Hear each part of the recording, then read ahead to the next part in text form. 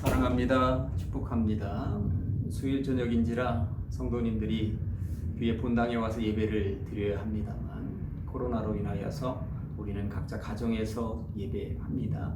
어느 곳에 있든지 주의 사랑과 은총이 함께 머물러 있으시기를, 똑같은 분량으로 임재하시기를 주님의 이름으로 간절히 소망합니다. 오늘은 고린도전서 15장 50절부터 58절 말씀을 중심으로 해서 부활의 소망으로 승리합시다 하는 제목으로 하늘의 말씀을 받도록 하시겠습니다. 기독교는 부활의 종교입니다. 예수님께서 2000년 전에 이 땅에 오시어서 사망 권세를 이기시고 부활하심으로 우리들에게도 부활 소망이 다가온 것이죠. 그런데 이 부활의 신비를 우리는 외부에 잘 전달하지 못합니다.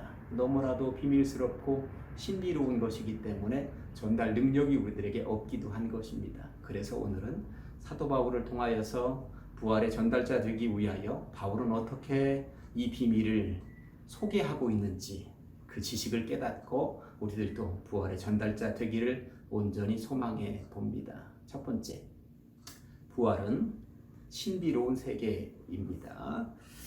이미 죽은 자들이 다시 살아 부활한다라고 하는 것은 인간의 이해 범위를 넘어서는 영역입니다. 그래서 바울은 이렇게 소개합니다. 51절에 보니까 보라, 내가 너희에게 비밀을 말하노니 우리가 다 잠잘 것이 아니요 마지막 나팔의 순식간에 후련히 다 변화되리니, 이렇게 말하고 있을 때에 비밀이라고 하는 단어가 원어에 가깝게는 신비라고 하는 단어입니다. 죽은 자들이 마지막 날에 다시 살아난다라고 하는 것은 인간의 이해를 넘어서는 영역입니다. 신비로운 것이기에 온전한 설명이 불가능하지만 믿음의 눈으로 보면 이해 못할 바도 아니라는 것입니다. 다만 순식간에 홀연히 변화될 것이라고 하는 이 사실을 믿는 믿음이 필요할 뿐입니다. 천지창조 이전에 하나님께서 천지만물을 창조하시는 현장에 우리가 함께 살아 있었다면, 하나님께서 얘야 내가 뭘 만들지 너 알겠느냐라고 물으신다면 하나님의 이 머릿속에 들어있는 한 가지라도 우리가 알 수 있었을까요? 전혀 깨닫지 못했을 것입니다. 사람으로서는 이해할 수 없는 하늘아버지의 넓고 깊은 생각, 크고 놀라운 생각, 그런 경지가 바로 이 부활 속에도 담겨 있는 것입니다. 상상 그 이상의 놀라운 신비의 세계가 부활이라고 하는 것입니다. 두 번째, 부활은 죽음에 대한 사망 선고입니다. 죽은 성도들이 부활하여 다시 살아날 때 사망 선고를 받는 존재가 하나 있다고 말씀하고 있는데 무엇이냐면 죽음입니다. 이게 무슨 말이냐 하면 이제까지 사람들을 두렵게 했던 죽음이라는 존재가 더 이상 힘을 쓰지 못하는 날이 온다는 말이고, 이제 다시는 우리 성도가 죽음과 맞닥뜨릴 일이 없다라고 하는 것입니다. 55절이 그 말씀입니다. 사망아, 너의 승리가 어디 있느냐? 사망아, 네가 쏘는 것이 어디 있느냐? 이제까지는 사망이 왕노릇을 하면서 사람들에게 죽음을 가져왔지만 이제는 사망의 타겟이었던 성도가 부활하여 새 몸을 입었으니 사망이 허공에다가 지금 화살을 날리는 꼴이 되었다고 하는 것입니다. 결국 할 일이 없어진 죽음에 대한 사망 선고가 아니고 무엇이겠느냐 이 말입니다. 26절도 그 말씀입니다. 맨 나중에 멸망받을 원수는 사망이니라.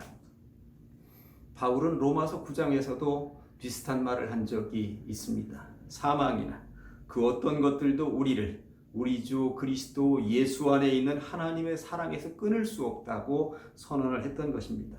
결국 부활은 죽음이라는 세력을 땅에 묻어 다시는 살아나지 못하도록 할 것이며, 성도들은 끊어낼 수 없는 하나님의 영원한 사랑을 소유하게 되는 것입니다.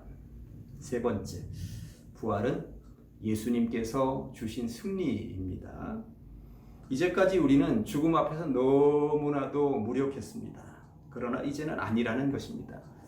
사망 선고를 받은 죽음은 성도 앞에서 힘을 쓰지 못할 것이며 성도는 영원한 생명의 소유자가 되는 것입니다. 어떻게 이런 일이 가능하게 된 것일까요? 사망 선고를 이기고 부활하신 예수 그리스도의 승리 덕분입니다.